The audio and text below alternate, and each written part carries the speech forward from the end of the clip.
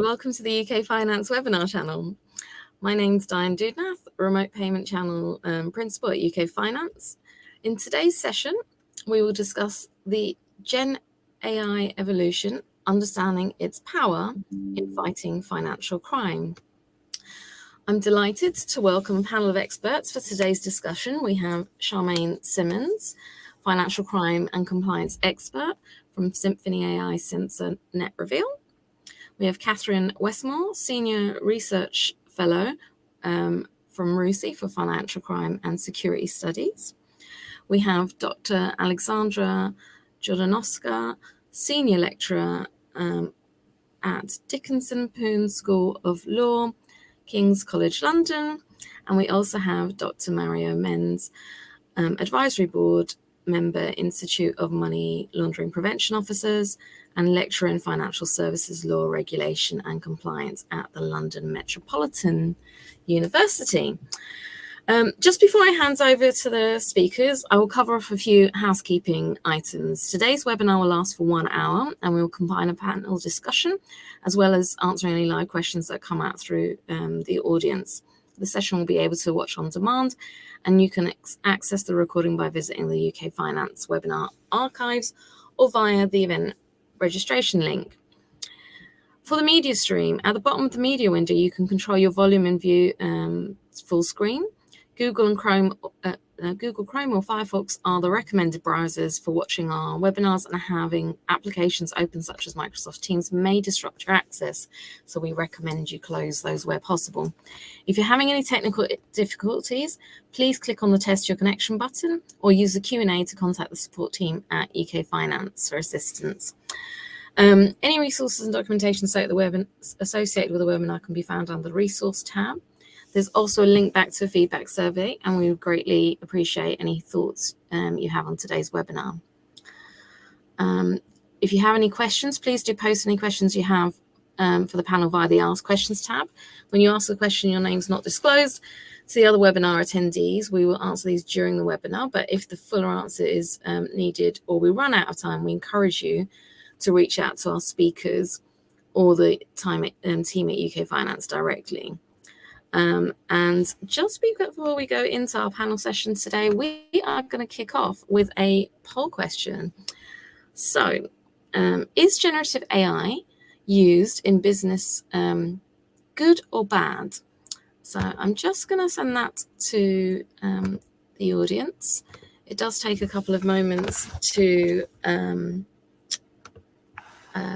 appear and be populated. So straight off the bat, asking the audience for a little bit of action here to see what they find. Just give it a moment and see if I can gather some results. Okay, we have some quick folks out.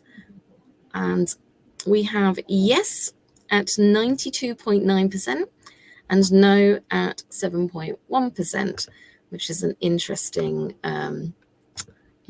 observation from our audience. So let's also move on. We'll come to the speakers and see what they have in terms of their views. Question 1. Almost 1 year after successful launch of ChatGPT, how do we feel generative AI is being used by financial institutions today? Charmaine, do you have any views on this? Yeah, thank you, Diane. I think firstly that polling question, the answer is it good or bad? Yes. I think it's an overwhelming response in terms of having it being used in business in a good way. And I think that, what we've seen really in that last year is that the tech innovation has become really tangible, really sort of easy to understand. You can get instant gratification by putting something into ChatGPT and seeing the answers and seeing how it works. And I think it's that curiosity really for everybody that has made it such a useful tool and a useful innovation as it's being brought into business, and really being brought into business, and I would say at an incredible speed. there's some recent sort of metrics that are out there from Global Data. They've done a thematic exposure map for generative AI. And I'm actually quite surprised to see that financial services as an industry sector is ranked third in the usage of Gen AI across that enterprise level. And it's third, following behind things like tech, media, and telcos, which sounds very familiar, where we would expect it to be seen, and also the healthcare. So, where financial services definitely right up there in terms of how it's moving and how it's using it. Now, what we say is financial service using it, yes, they are using it in all facets of the financial services sector. So you've got front office using it for things like chatbots, virtual assistants. You've got places like some of the big institutions that have an ask me type feature that can tell you about, ask me what my balances are, ask me where I'm paying my bills for, summarize X, Y, and Z, it will do that. They're doing things around personalization for like different levels of interaction. So history, how am I spending? What's my investment preferences looking like over the next, 3 months? You've got what we would consider the middle office, being the risk management functions, fraud, AML, compliance and sanctions. They are leaning into it quite heavily at the moment. You've got them looking at things like simulating various market scenarios, how they look for new potential risks. How do we look at historical data and actually predict out what's happening around different patterns, different behaviours that are coming from either transactions or also from customer interactions and risk ratings. On the AML side, we're seeing it in the transaction monitoring, the CDD, the sanctions area, being used as really sort of digital assistants to help analysts and investigators to uplift what they're actually doing and how they're being able to pull a lot of information together, how they're able to summarize information that's either within their internal, databases of things they can pull, or if it's also from scraping from the internet or things like, Customs House, illegal documents, those types of things. But it doesn't just stop there in the middle office. Even the back office and IT functions are using it. You've got people using it around document processing, doing invoice handling, contract analysis, and IT using it to generate code and do elements around network security. So you can really see the breadth of how far it's really expanded into the business side of things. But let me just stop there. Thank you, Charmaine. Mario, any thoughts on this? So I think when it comes to ChatGPT, the tool itself, we've seen a wide use for ChatGPT, but not necessarily a very deep use for the tool. So what Charmaine has said is absolutely true. There is a wide variety of applications. It can be used by different teams, different departments within organizations. There are still some concerns around the actual ChatGPT tool, especially around the creation of content. So the tool itself likes to still use its own inventive capabilities to sometimes create content that does not necessarily reflect reality. In the financial crime space, I think the application has been slow, and people have really only been tipping in their toes into ChatGPT and similar tools. There is definitely room for more, but there are also still some concerns around the data quality of output and the data that goes in. So feeding customer data, transaction data into ChatGPT and similar tools. How is that then going to be used in the future? Is the data safe? Is what the tool creates really useful? Can we justify the information that comes out of the tool? I think the widest use in the financial crime space that we have seen, both from an academic perspective as well as a practitioner perspective, is the language capabilities in terms of policy and procedure creation, and the rewrite in possibly a better language or a better style or a better layout of documents as well, and in the redrafting or drafting in general of reports. But again, I think people and organizations have really only tipped their toes in, but have not gone into the depth of what these systems can really do.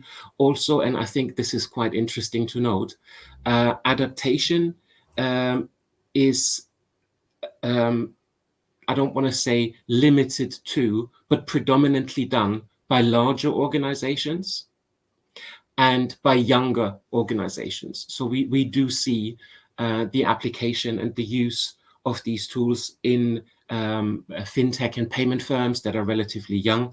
We don't necessarily see it in the wider market, especially around the smaller, long-established organizations. It is used by banks and by payment firms, but other firms in the sector, I think, have not really explored the opportunities that exist when it comes to not just ChatGPT, but generative AI in general. Yes, I think some are moving forward with I suppose a great deal of caution, and there is fear around the hallucinations is the term that keeps coming across my desk. Brilliant. Thank you so much. So should we be worried that bad actors are using Gen AI also, and what's stopping them? Catherine, can you kick us off on that one? Yeah, absolutely. And I think actually when you look at some of the sort of criminal malicious uses of AI, a lot of the points that Charmaine and Mario made about the adoption of legitimate uses of generative AI actually apply in the same way to the criminal use. And I think, the question, should we be worried? I mean, I think we should be wary of criminal use of generative AI. I don't think it's necessarily helpful to get swept up in some of the hyperbole around, deep fakes and this and how it's going to, cause the end to humanity and all of that, the headlines that we see. But there is clear potential for risk and for clear potential for, particularly in fraud, but also other types of money laundering, sanctions evasion, for the use of generative AI to make it fundamentally easier for a bad actor to carry out a fraud, or to disguise the money trail, or to create fictitious invoices, for example. I think those headline grabbing uses of generative AI, which I think the public have become quite scared of, are the exception rather than the rule. As I said, the risk comes from making it quicker and easier for criminals to act at pace and at scale. I think one aspect which I think is probably not as in some ways not as interesting as, or sexy as a deep fake, but which I think is really powerful, is the sort of research capability. I mean, Mario highlighted some of the risks around the hallucinations you get sometimes talking to ChatGPT, but actually that ability for criminals to easily pull together multiple sources of information to research potential targets, whether it's companies, individuals, to analyze that information. I think that ability to use generative AI to analyze a lot of information and kind of come up with conclusions that help you commit your crimes, I think that to me is one of the potential risks, and really the kind of the value from a criminal use perspective.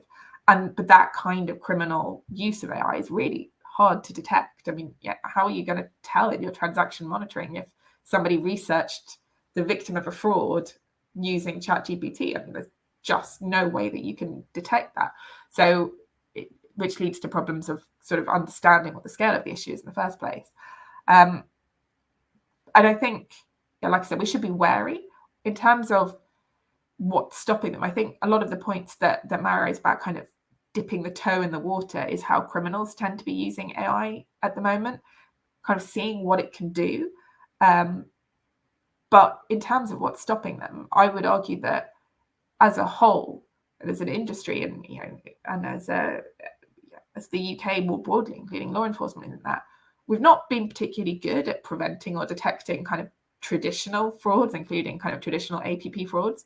So if you're actually, your traditional call spoofing, your traditional social media adverts using non-AI technology is still working for you, why would you invest the time and effort in exploring AI when you're still getting away with the kind of the fraud or the underlying crime? So I think it's an area that we need to keep an eye on, but I wouldn't get too swept up in the how this is going to be the end of civilization warnings that we often get about Gen AI in particular.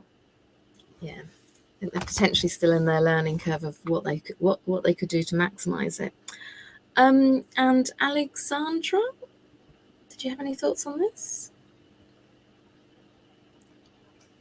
I think we might have lost Alexandra for a moment, so... Oh, she's back. Oh, hello. Can you hear us, Alexandra? I think you're on mute. Hello, yes, I can hear you, but I just got on. Thank you for your patience. And if there was a question addressed to me, do you mind repeating it? And I will. No problem at all. Yeah, sometimes the connections drop. So should we be worried that bad actors are using Gen AI also, and what's stopping them? So Catherine's given us a whistle-stop tour and framed it in terms of where the criminals are. I just wondered if you had any additional thoughts from your own lens. Yes, so I didn't hear Catherine, so I hope I'm not repeating her. But we have seen examples from practice of bad actors using generative AI for criminal purposes. So I was just looking at some most recent data on that. So, for example, we have some reports from October by different providers such as /Next, Egress, and so on. They have actually reported an astounding increase into phishing attacks that are connected to generative, a number of phishing attacks in general. And this is attributed to actually the use of generative AI to multiply the capacity or the capability of organized crime groups to actually target users. And interestingly, some of those phishing attacks, there was a very recent there is a very recent claim or lawsuit filed by Google in some of the federative courts in the U.S. In which they are in fact trying to get protection against organized criminal groups based in Vietnam, posing as Google's BART to actually attract small business owners to download the app and make their internal infrastructure and business operations more efficient. So it is interesting that it embeds already some of the typologies that we see, but also there is a hype around generative AI models that can be also abused in this space as well. And just to also add, we can see significant applications in social engineering. I also have one example, came across one example reported by Sophos in which it was used to generate a social engineering script for a romance scam in which the victim was actually led the script wasn't complete. The commission of the crime wasn't completed, but the victim was led to believe that they were investing in a crypto investment. And this is a very familiar social engineering typology in practice. It's called also pig butchering scam. But here, it was reported that ChatGPT was used to generate the conversation in the romance scam in a way in which it appeared legitimate to the victim without grammar typos, without any other grammatical issues. In terms of what is stopping bad actors using generative AI, at the moment, very little. Providers of large language models have introduced certain self-regulating policies in which generative AI the goal is that it can't be used to generate harmful content because particular questions the tool would refuse to answer. However, this is, as you can imagine, already been circumvented through circumventing the prompt engineer obstacles that have been introduced. For example, there is also another very recent report by Which that came out last month, in which some of which researchers tried to essentially induce both ChatGPT and BART to write a phishing email. When they first tried to do so, asking the tools to write a phishing email, the tool refused to do so. But when they removed the word phishing and they asked the tool to write an email requesting someone to make a PayPal payment, they were able to get a content that essentially had specific links of how you can open your account, how you can enter your account, where to put the information, and so on. And again, this essentially goes to the overall theme of removing any particular expertise to be able to write these emails and know what could appear as legitimate coming from a legitimate provider. Excellent. Some really interesting examples there. I think there's definitely more to come, and it does lower the barrier for criminals. So it sounds like criminal abuse of generative AI is a clear pitfall. What other pitfalls or challenges should we be aware of? And that's back to you, Alexandra. Thank you, Dan. So there are certain issues that are not generative AI specific, and there are other issues that go to the core of the technology. So we are aware of the risks of generative AI tools producing content that is incorrect. So the problem of hallucinations in general, or a content that is relies on misinformation, or content that could be geared towards particular language or websites, because 60%, I believe, of all websites are in English, so they could essentially bias the content that is created. Connected to this, these are broader questions of how to assure the quality of the outputs that generative AI produces. And in fact, is there sufficient training to be able to assess this? Is there sufficient expertise to sort of verify the reports that have been created when these tools are used for efficiency purposes or to do some market research for the purposes of the company? And then connected also to this is the problem of algorithmic bias, and that doesn't go away, and that is a problem of all AI tools, and in fact of human decision making as well. So if we have incomplete data sets or data sets that are geared in a particular way to be biased towards particular users or populations and so on, then that essentially the tool that is trained on them will produce corresponding reports as well. And of course, I believe maybe Mario will touch upon this maybe in more detail concerning issues of data security and confidentiality that flows into the training model. And finally, I also like to add something that is also a concern and consideration within the EU Act, and that is energy consumption. Training a large language model is particularly energy intensive. So there should be a really careful consideration between the cost and the benefits of using these particular tools in terms of how much energy goes into training one and then storing the data, the large data set, and so on. Magnificent. Mario, over to you. I think the issues around the algorithms are the main issue that we see. The tool is only as good as the people that program it. It is only as good as the information that goes into it. We've seen over the years various issues with similar tools, especially in the policing space. So there is a lot of academic research available on how algorithms and similar systems have been used to identify crime hotspots and to predict crime hotspots.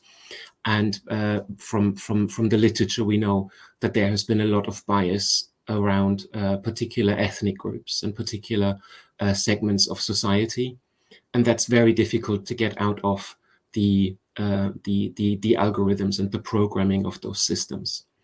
The use of open source data can also be really difficult when it comes to the use of generative AI. Some of the systems, a lot of the systems actually are now able to go onto the internet and to search the internet for information.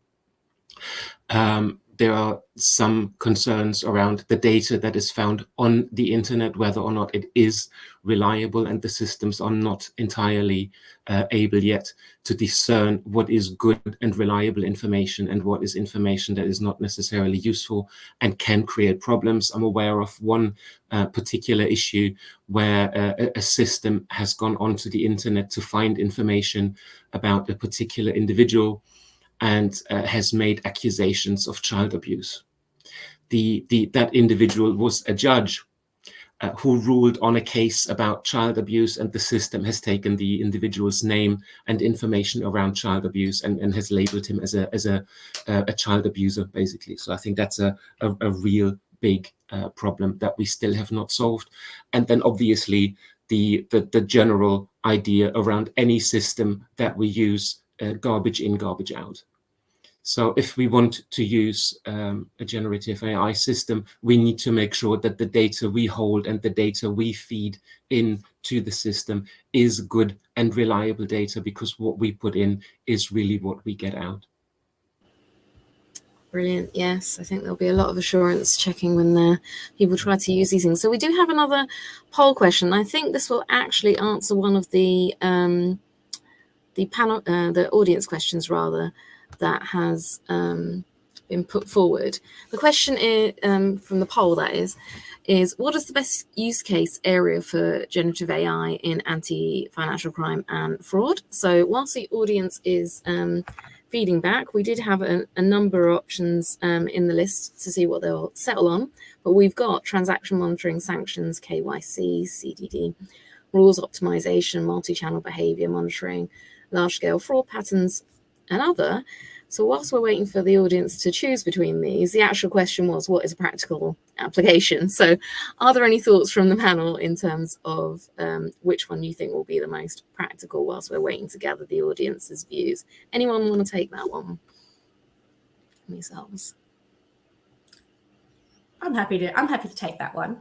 I think when we say like sort of the best use case, I think going back to almost what Mario said at the very beginning, there is quite a lot of width in terms of how far it can go. Perhaps the depth is still being looked into, but I think that comes down to a question of where's the capability, what's the value in it, and what's the return on the investment. So those sort of three things really do need to line up. But when we are talking about practical use cases in, the anti-financial crime, the fraud space, what we're really coming down to is a few different areas. So the first thing I would say is anything to do with investigations. So think about that data collection and that analysis that can be done. How do you collate some of that information? Is your internal platforms, your external platforms? How are you, the effort you put into gathering that information together in order to facilitate what you're going to do with parts of the investigation, what you need to ask as the next question. That's sort of one big area. The other area you see on investigations around summarizing data and the insights it can bring. So we can see now that digital assistants and co-pilots are being used to help bring that information to an analyst or an investigator right in front of them. And it's allowing them to use sort of natural language and say, show me the transactions that are linked or similar to this denomination, or in which country does this person constantly send money back and forth from. So you can start to actually have an engaged thing where it looks for all the information and summarizes that to you. There's also that intuitive interaction part, which we just sort of spoke about in terms of asking it in sort of a very easy way. I know at the moment, most of it's still typed, but I think there are sort of works in terms of the evolution of where this is going, as well as to be able to do voice recognition, literally sit here like we're having a conversation and ask it as well. And then there's also the bigger benefit of those sort of investigation side is where it can bring together the case records, bring together all the reporting that you have to do. So whether that's using the information you've searched for, attaching that with the links, showing where the citations are into your case notes, summarizing your case notes in the particular way that your organization likes that to be written in, because it can learn that particular style. That's sort of other ways to do it. It can also write a particular SAR or STR report for you and ask you to confirm that the details are correct before it goes ahead. I think the important part of all of that is, or just on the investigation side, is the human has to stay in that loop. They are really important in part of that decision-making process. We're not trying to say that the Gen AI is taking over and it's automating everything. I think it's there to assist.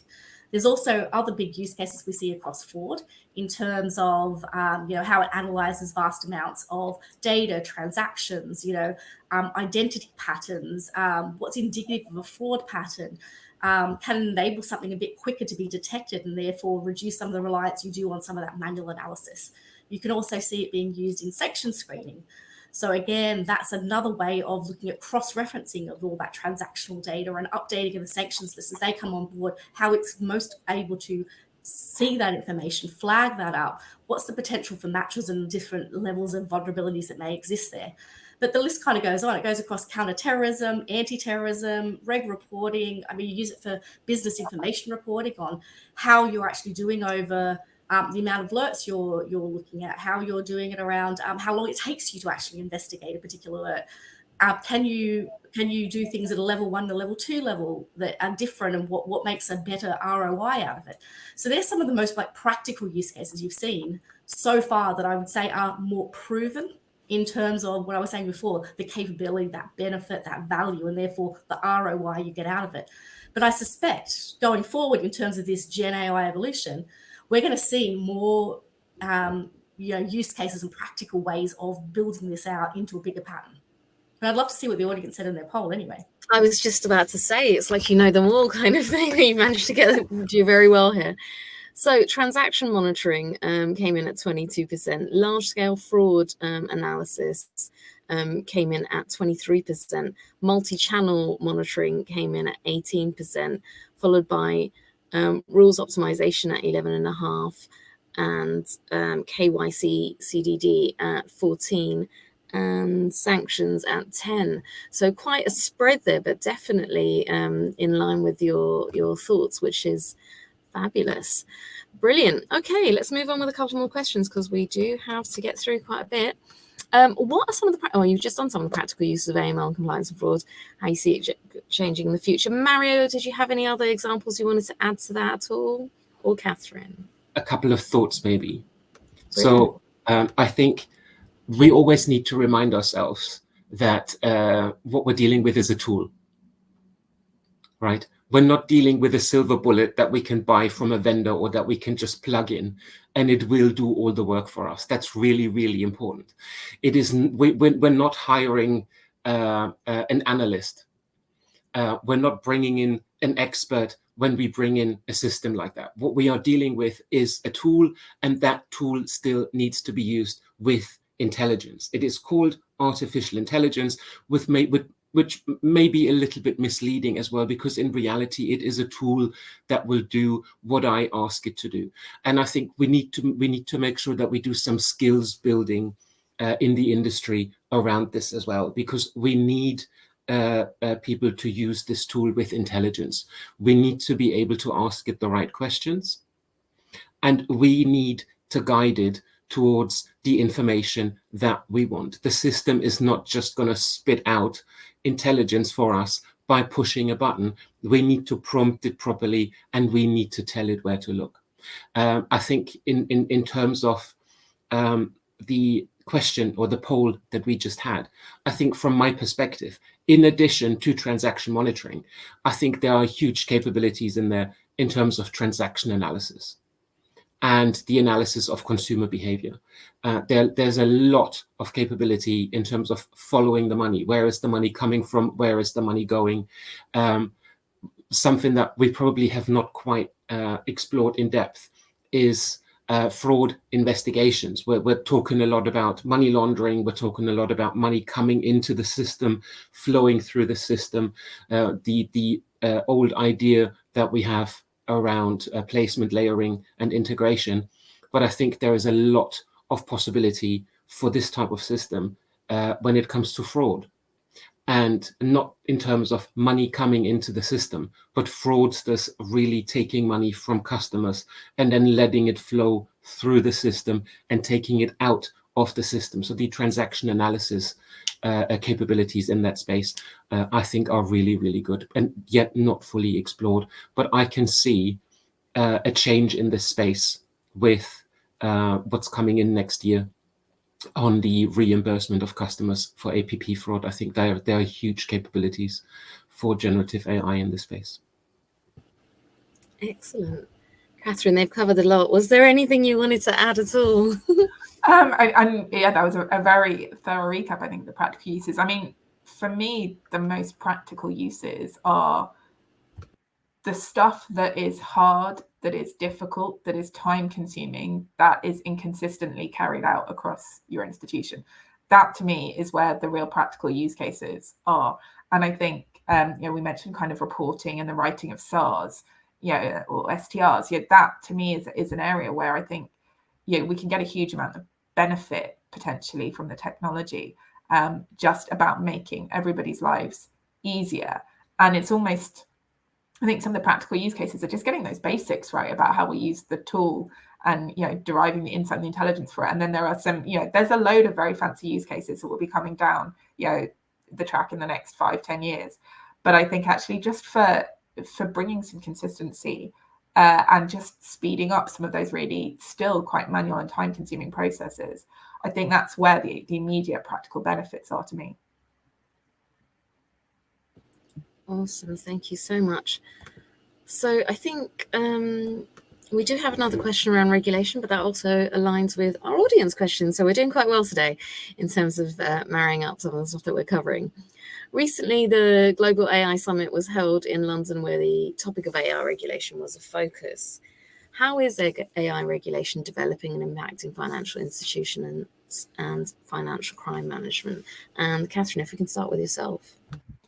Yeah, absolutely. Thanks, Diane. And yeah, as part of the Prime Minister's AI Safety Summit at the end of October, we actually hosted an event looking at fraud and AI in particular with the Security Minister, Tom Teagenhat, where we were talking about some of the things we've talked about today in terms of the opportunities, the threats, but actually really more focused on the opportunities and how we can build some of these principles of, kind of responsible and ethical AI into the development.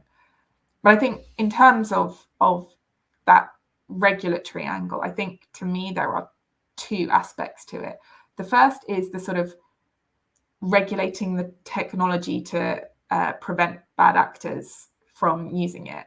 And I think to a large extent, that horse is already bolted.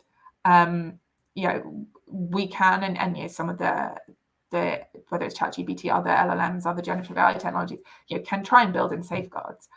But the fact is, a lot of the technology is also open source, so safeguards are kind of irrelevant in that perspective. And we have already seen some well-publicized examples of how fraud GPT has been developed by criminals for criminal use, a large language model specifically dedicated to fraud, and which is available on the dark web.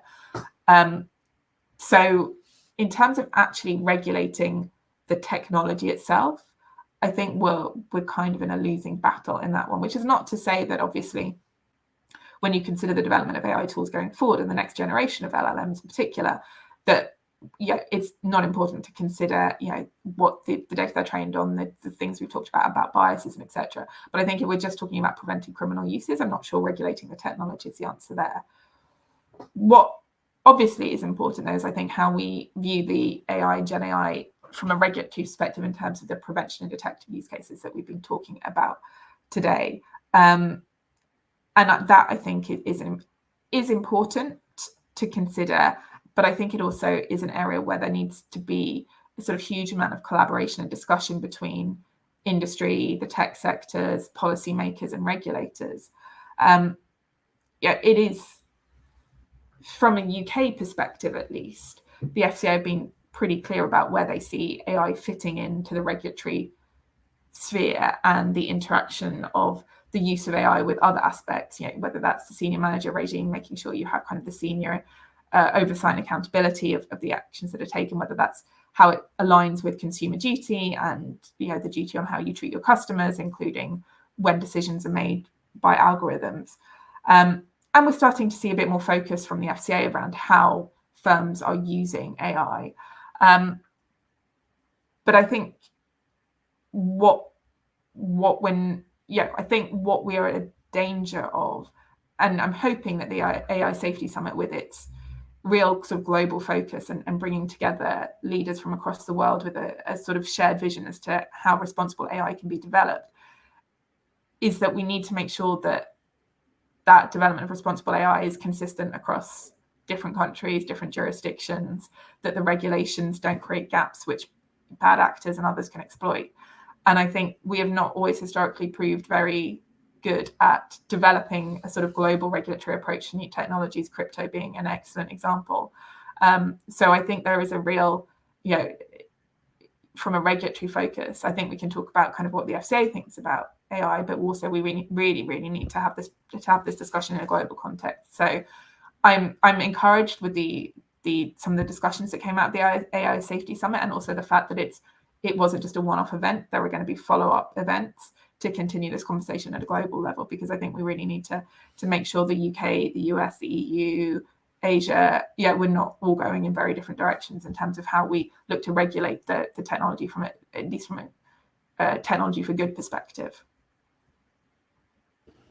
Thank you, Catherine. Really interesting lens Alexandra, did you have anything further you wanted to build on that?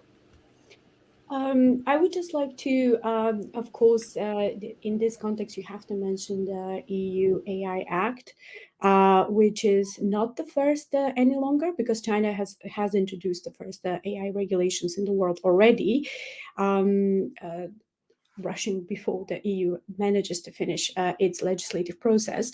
But the EU Act, AI Act, it will likely become law at the end of the year. It is still uncertain because still negotiations are happening between the different institutions in the EU with respect to the final text, so we're unsure. But at present, it will be a legislative piece that does introduce particular requirements on generative AI models, which is one tier of those responsibilities that we need to put in place particular safeguards to ensure the proper governance frameworks with respect to the training development of generative AI models. Also protect copyrights. Copyright, we didn't mention this as a potential risk as well of generative AI models, but copyright is of course a major issue, and infringement of intellectual property. And also importantly, the requirements to comply with stronger transparency obligations, in particular how a tool had been trained and what data sets were used in that process. So this is crucial with respect to tracing the origins of a particular decision making, I suppose, embedded within the tool. And then at the second layer, there are other and further governance frameworks with respect to foundational models. So this is, these are terms of art used also by the EU Act that put in place particular registration requirements with respect to the models, that put in place particular safeguards. So to the tools not being used to infringe regulations around health and safety, and also upholding the rule of law. And here we can also see further protections in this space, or requirements put on the providers or large language models with respect to these tools not being used, for example, for commissioning financial crime specifically. I do agree with Catherine that this seems now to be a sort of a post-fact thought after generative models have been developed and already been used for almost a year now. In fact, actually a year, since November 2022. I mean, the latest version, of course, which we associate with ChatGPT. But however, I feel that this is a key or innovative, groundbreaking intervention, because it does put in place particular regulatory requirements of technology providers, which we don't see now across the board with respect, for example, to the broader RegTech market. So one of the, some of the concerns in the industry or regulators potentially as well is the fact that there are many different RegTech tools that are offered on the market, but however, we have very little ways to assure their quality. These providers are not regulated by the FCA because, of course, they're not financial institutions, and yet they provide such a crucial function with respect to compliance with regulation. So in some ways, this is groundbreaking, these EU-level requirements now, because they will put in place particular governance frameworks with the development of technologies that could then be used in partnership by financial institutions. And this is something that I believe has been missing. And again, it is, of course, a reflection of the type of the financial markets in the UK, the principles-based regime that enables all institutions to think creatively about how to implement their systems and controls with respect to the particular risks that come out of their business model, or the risks to which they're exposed for managing financial crime.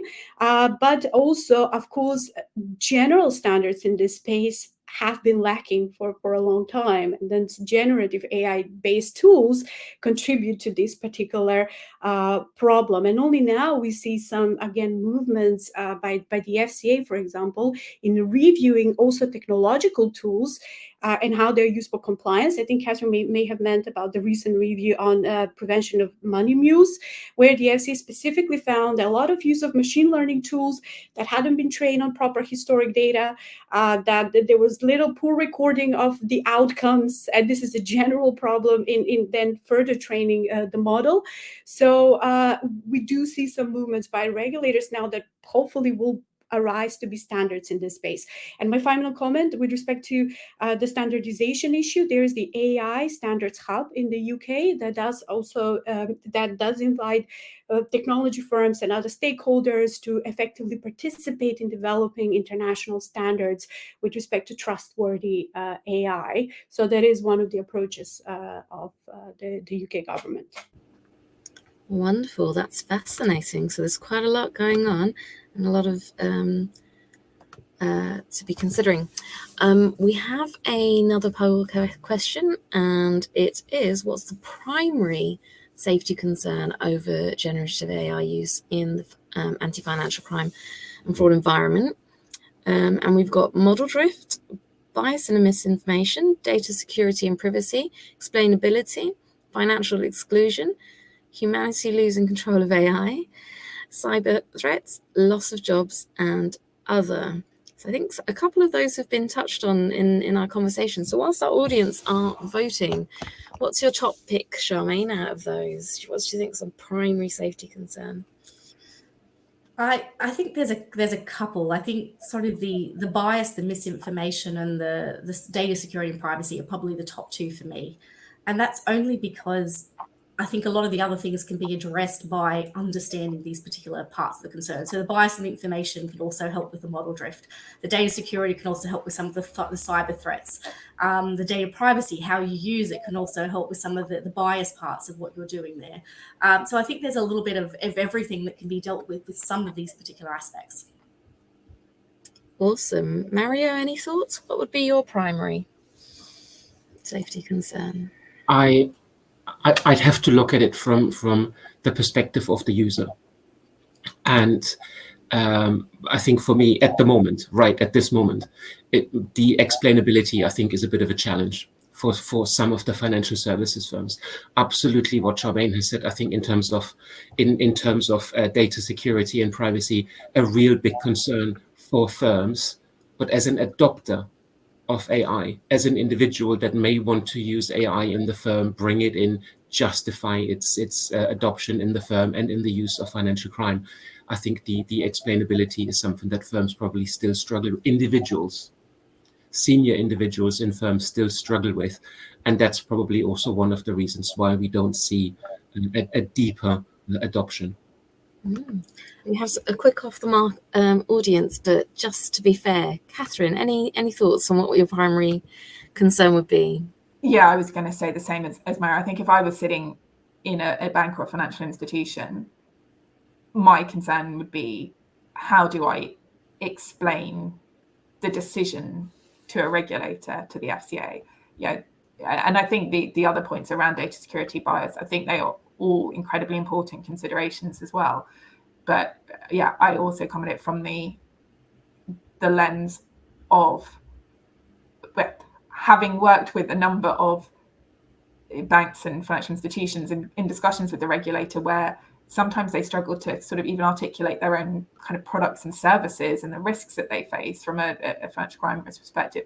I think being able to explain actually how the AI was working, how it produced a decision, what data went into it, how that came out, what kind of the human oversight, that to me, I think would be my primary concern too. Brilliant. Alexander, any particular primary one? Another vote for explainability, and also the potential for bias as well. So sort of both as an insider to a financial institution, I suppose, what you would worry about, but actually this is also important from the perspective of a consumer. How can you explain a decision that was made to exclude someone from service, for example, or exit them from their account?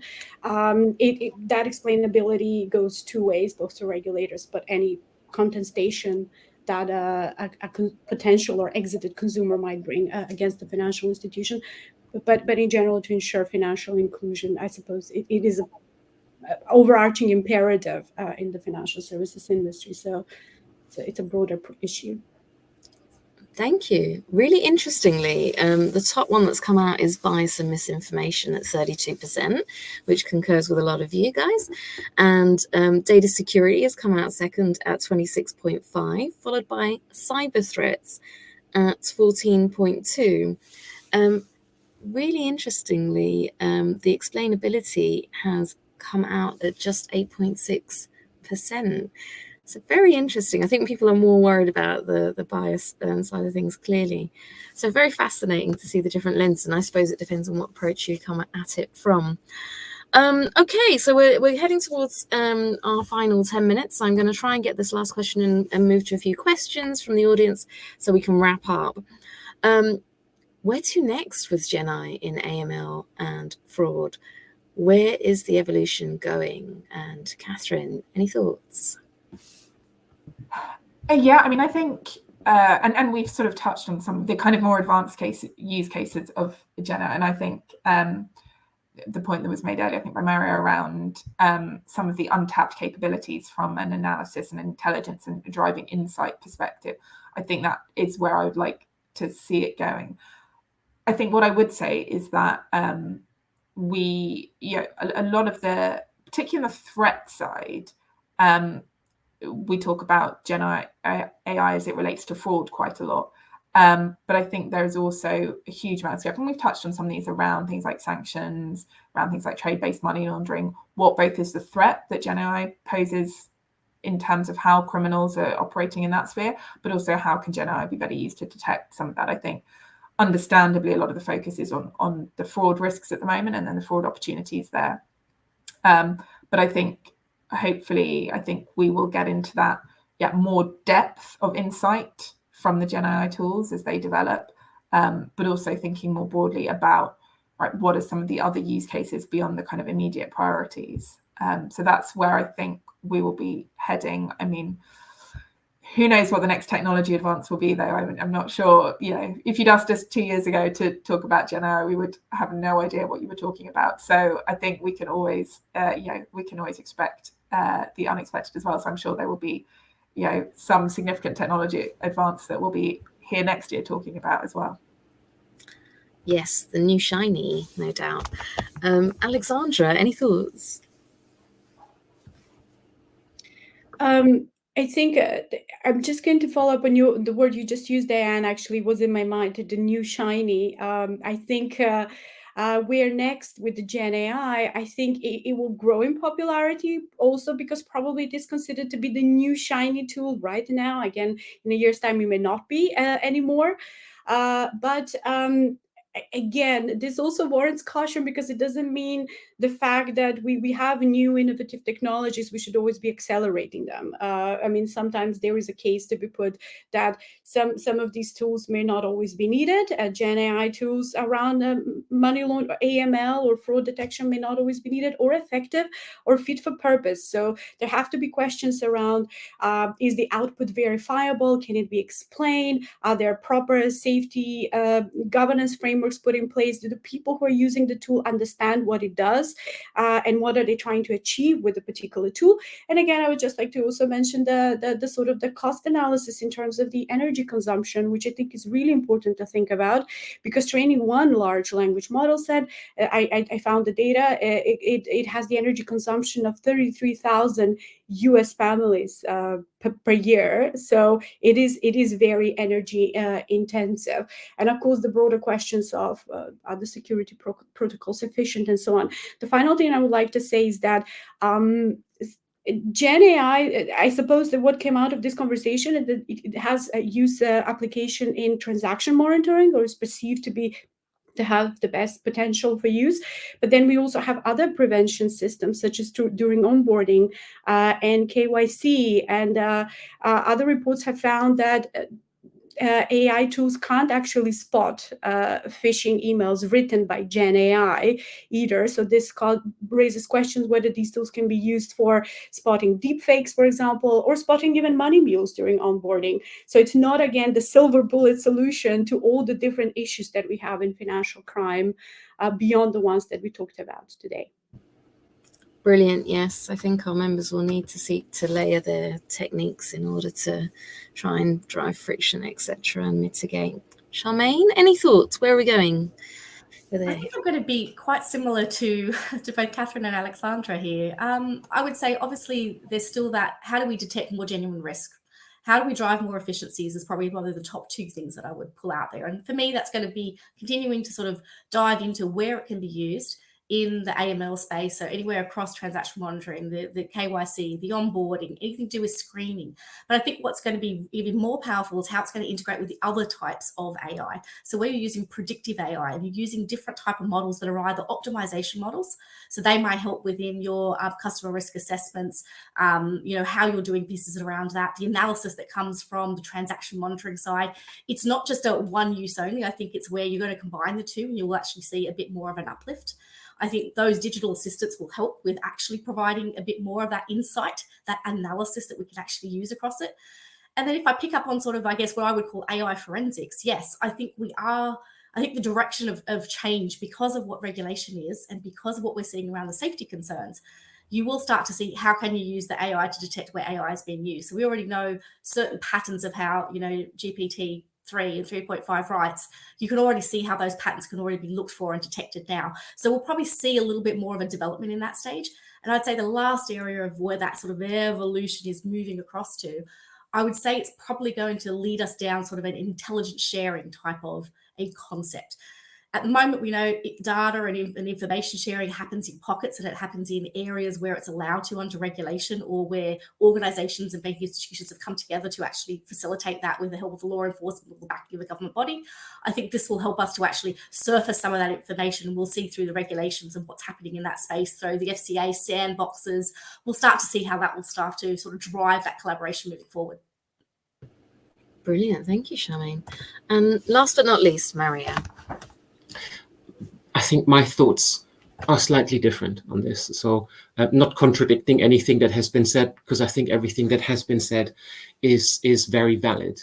But I think for me, it's around skills building in financial services and in other industries on how to use those systems. We will see over the next couple of years, and you don't need a crystal ball to know that, we will see advances in technology. We will see more advances in artificial intelligence.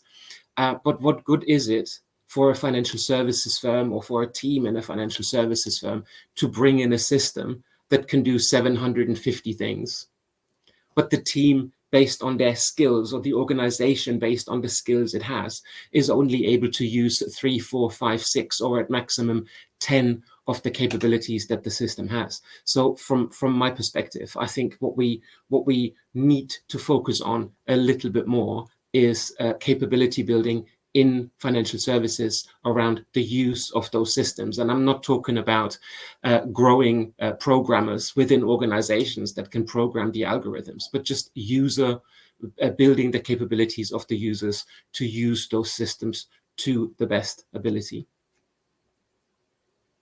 Awesome. We're starting to really run thin on time. We've had a lot of questions in, but I must admit, the way the conversations have gone, we have been quite good at generally answering them as we've talked through, which is a brilliant approach.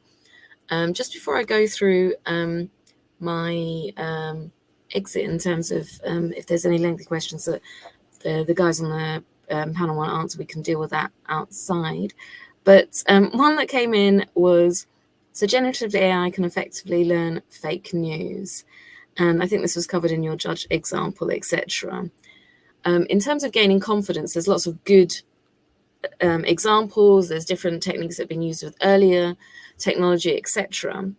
Do you think that will discredit it in terms of its capability if it's misused in a way or used incorrectly? So you're talking about people using the tools by learning what to put in order not to get garbage out.